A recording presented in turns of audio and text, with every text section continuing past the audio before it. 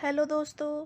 आजकल eastern Europe में युद्ध का माहौल बना हुआ है और बात इस हद तक बढ़ गई है कि तीसरे विश्व युद्ध के आसार नजर आ रहे हैं।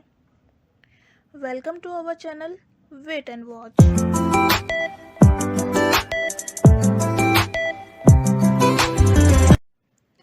30 अप्रैल 1945 को जब सोवियत संघ की सेना सेंट्रल बर्लिन पहुंच गई थी तो इसी दिन एडोल्फ हिटलर ने आत्महत्या कर लिया था, जिससे जर्मनी में विश्व युद्ध खत्म हो गया। लेकिन जापान अब तक इस युद्ध में सक्रिय था। कई चेतावनियों के बाद भी वो पीछे नहीं हटा, जिसके कारण अमेरिका ने 6 अगस्त 1945 और 9 अगस्त 1945 को बारी बारी से हिरोशिमा और नागासाकी में लिटिल बॉय और फेट मैन नामक परमाणु बम गिराकर दूसरे विश्व युद्ध का अंत किया।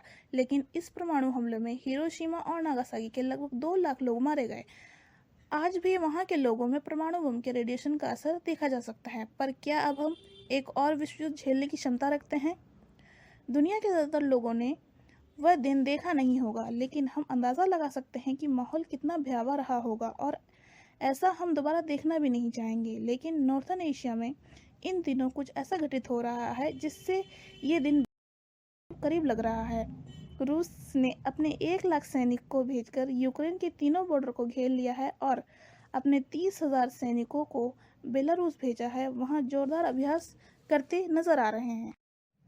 अमेरिका के राष्ट्रपति जो बाइडेन ने अपने नागरिकों से अपील की है कि तत्काल यूक्रेन छोड़ दें। उन्होंने चेतावनी दी है कि रूस के साथ जंग छिड़ सकती है।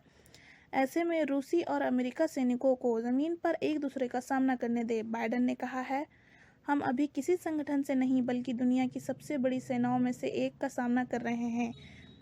चीज़ें कभी भी खतरनाक स्थिति में बदल सकती हैं।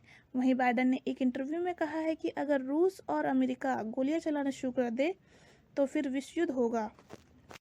रूस और यूक्रेन में जंग जैसे हालात के बीच रूसी सेना ने अपने परमाणु बम दागने में सक्षम तोप 2S7 पियोन को यूक्रेन के दूसरे बड़े शहर खार्किव के पास स्थित वेसेला लोदान में तैनात किया है।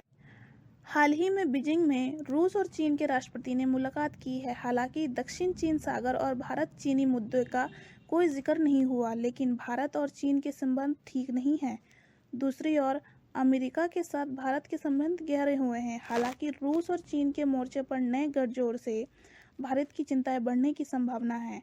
वैसे रूस ने कहा है कि उनकी हमले की कोई योजना नहीं है। वे बस पश्चिमी देशों से गारंटी चाहता है कि नेटो यूक्रेन और पूर्व सोवियत संघ के अन्य देशों को इस पश्चिमी सैन्य गठबंधन का हिस्सा न बनाए। चीन ने कहा है कि वह नेटो में किसी नए सदस्य देश को शामिल करने का विरोध करता है। रूस यूक्रेन को कब्जा क्यों करना चाहता है? इसके पीछे कुछ खास वजह है। आइए वजह को जानते हैं। यूक्रेन पूर्वी यूरोप में एक बड़ा देश है। इसकी सीमाएं पूर्व में रूस, उत्तर में बेलारूस, पोलैंड, स्लोवाकिया, पश्चिम में हंगेरियन, दक्षिण पश्चिम में रोमानिया और मोल्दोवा और दक्षिण में काला सागर और अजोव सागर से मिलती है। यूक्रेन का आधुनिक इतिहास 9वीं शताब्दी में तब शुरू हुआ जब ये कीवियन रूस के नाम से एक और बड़ा शक्तिशाली राज्य बनकर खड़ा हुआ। लेकिन 12वीं शताब्दी में ये महान उत्तरी लड़ाई के बाद ये क्षेत्रीय शक्ति में विभाजित हो गया। 19वीं शताब्दी में इसका बड़ा हिस्सा रूसी साम्राज्य में और बाकी हिस्सा ऑस्ट्रो हंगेरियन के हिस्से में आ गया। बीच के कुछ सालों के उथल पुथल के बाद 1922 में सोवियत संघ के संस्थापक सदस्यों में से एक बना। 1945 में यूक्रेनियाई एसएसआर संयुक्त राष्ट्र संघ का ये संस्थापक सदस्य बना। 1991 में सोवियत संघ के विघटन के बाद यूक्रेन फिर से स्वतंत्र देश बना। अब रूस चाह रहा है कि वह यूक्रेन पर दबाव बनाकर उसे कब्जा कर ले।